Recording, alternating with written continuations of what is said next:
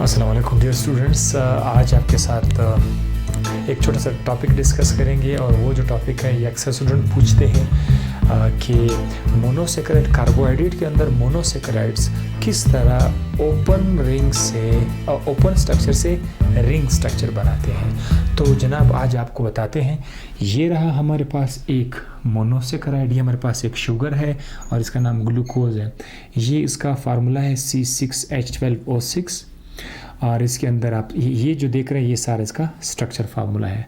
अब हम आपको बताते हैं कि रिंग किस तरह से बनता है। सबसे पहले तो मैं आपको बताता हूँ चलूँ कि रिंग बनने के लिए पहले रिंग है क्या चीज़, ओपन स्ट्रक्चर क्या है और रिंग फॉर्म क्या है। अब यहाँ पर हमारे पास आप देख सकते हैं, मैं ज़रा ये आवाज़ चेक कर लूँ, माइक सही है, ठीक है। यहाँ पर अगर आप देखें ये 1 2 3 ये तीन कार्बन हमारे पास हैं। इस वक्त ये जो 3 कार्बन है ये ओपन स्ट्रक्चर में है। अगर ये कार्बन इस कार्बन के साथ भी बॉन्ड बना ले तो ये कुछ इस तरह से बनेगा, ठीक है। पहला कार्बन, दूसरा कार्बन, तीसरा कार्बन। अब पहला कार्बन अगर तीसरे के साथ बॉन्ड बना ले तो अब ये एक किस्म का रिंग बन जाता है। और ज़रूरी नहीं है कि रिंग सिर्फ 3 हो, 4 कार्बन भी रिंग बना सकते, 5 6 7 8 सब के साथ रिंग बना सकते हैं। तो आज हम आपको बताते हैं कि ये जो ओपन स्ट्रक्चर है किस तरह से रिंग बनाएंगे। मैं आपको ये स्ट्रक्चर थोड़ा सा यहाँ पर दोबारा लिखना चाहूँगा इसी तरह से, लेकिन वो थोड़ा सा टेढ़ा होगा, ठीक है। वो यही चीज़ होगा जैसे कि मैं आपके पास एक धागा दूँगा, भाई एक सीधा धागा है और मैं उस धागे को थोड़ा सा यूँ कर दूँगा तो अभी भी ये धागा ही है, थोड़ा टेढ़ा हो गया लेकिन धागा है, ओपन है। सो मैं इस स्ट्रक्चर को थोड़ा सा आपके लिए इस तरह लिखूँगा। सेम यहाँ से शुरू कर लेते हैं, यहाँ से, ठीक है, यहाँ से इस तरह से, ओके। ये रहा जनाब।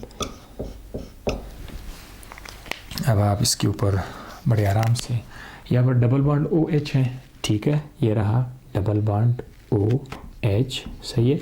उसके बाद HOH है, carbon number 2, carbon number 2, carbon number 3, carbon number 4, carbon number 5, carbon number 6।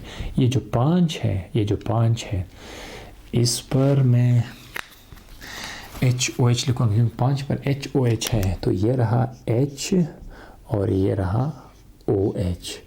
बाकी पर लिखने की ज़रूरत नहीं है, आप सबको पता है HOH HOH HOH सब है, शक्ल बिगड़ जाएगा। मेन काम क्या है, आपको ये दिखाना है कि रिंग किस तरह से बनता है। रिंग बनने के लिए हमेशा याद रखिएगा कि कार्बन नंबर 1 जो है इनके सब ग्लूकोज, वो आकर कार्बन नंबर 5 के साथ बॉन्ड बनाएगा। तो आइए मैं आपको दिखाता हूँ कि किस तरह से बॉन्ड बनेगा।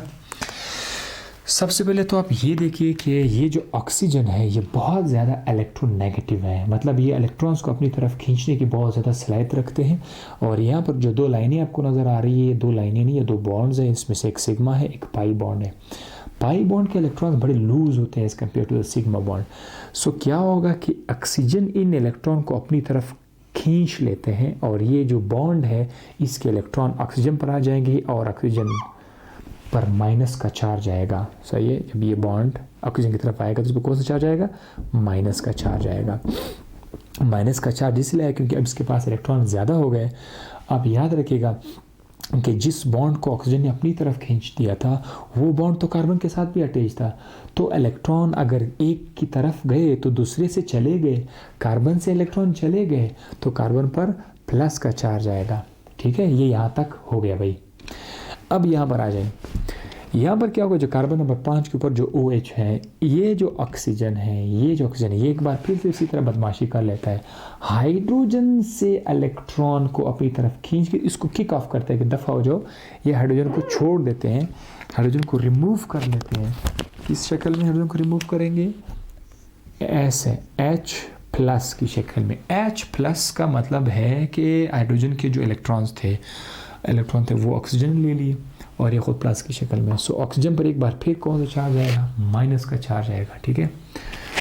उस ऑक्सीजन ने कार्बन से इलेक्ट्रॉन चोरी करके अपने ऊपर नेगेटिव चार्ज लाया और इस ऑक्सीजन ने हाइड्रोजन से इलेक्ट्रॉन चोरी करके नेगेटिव चार्ज लाया। सो अब बड़ी मज़े की बात है भाई, इधर भी एक नेगेटिव पॉजिटिव चार्ज है, इधर भी नेगेटिव पॉजिटिव है। बस आप पॉजिटिव को नेगेटिव के साथ मिलाओ और नेगेटिव को पॉजिटिव के साथ मिलाओ। कैसे, कि ये जो H+ है ये इस ऑक्सीजन के पास आएगा, ठीक है, ये इस ऑक्सीजन के पास आएगा, इस ऑक्सीजन के साथ मिल जाएगा। जब ये मिल जाएगा तो जो इलेक्ट्रॉन ऑक्सीजन ने चोरी किए थे वो इलेक्ट्रॉन इस हाइड्रोजन को देंगे और ये बॉन्ड ख़त्म हो जाएगा ना, इस बिकम OH। अच्छा, ये तो आ गया जनाब, हाइड्रोजन इधर आ गया। अब ये जो ऑक्सीजन है ये इस कार्बन के साथ बॉन्ड बनाएगा, ठीक है, कार्बन प्लस OH-। इस तरह से इनके बीच क्या बनेगा, एक बॉन्ड बनेगा, बिल्कुल नया फ्रेश बॉन्ड बन जाएगा। कार्बन नंबर 1 और कार्बन नंबर 5 के बीच एक नया बॉन्ड बनेगा, लेकिन इस बॉन्ड में आप देखो ऑक्सीजन मौजूद है। सो इस तरह फाइनली हमारे पास क्या बना, रिंग बन जाता है। इसमें आप देख रहे C5 का H तो अभी भी है, लेकिन C5 का जो OH था, ये जो OH था उसका ऑक्सीजन है, हाइड्रोजन नहीं रहा। हाइड्रोजन सिर्फ इधर आया। पूरे स्ट्रक्चर में ना तो कोई एटम बाहर चला गया है ना बाहर से कोई आया हुआ है, सारे के सारे वही एटम है। जस्ट एक हाइड्रोजन ने अपना पोजीशन चेंज करके इस C5 के OH से वो C1 पे चला गया। तो इस स्ट्रक्चर को हम लोग थोड़ा सा अच्छे अंदाज में कुछ इस तरह से लिखते हैं। इसको हम लोग इस तरह से लिखते हैं mostly, carbon number 1, carbon number 2, carbon number 3, carbon number 4, carbon number 5, carbon number 6। ये जो है जनाब, ये आपके पास C1 है, ये C2 है, ये C3 है, ये C4 है, ये C5 है, ये C6 है। अब ये 1 और 5 के बीच आप ये ऑक्सीजन वाला बॉन्ड देख सकते हैं। बाकी ये OH देखो आप ऊपर आया है, और ये जो H है ये आप नीचे लिख सकते हैं।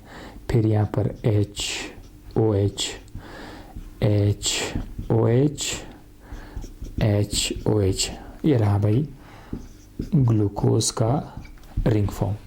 आई होप आपको समझ आ गया होगा कि किस तरह से रिंग फॉर्म बन जाते हैं। Thank you, bye bye.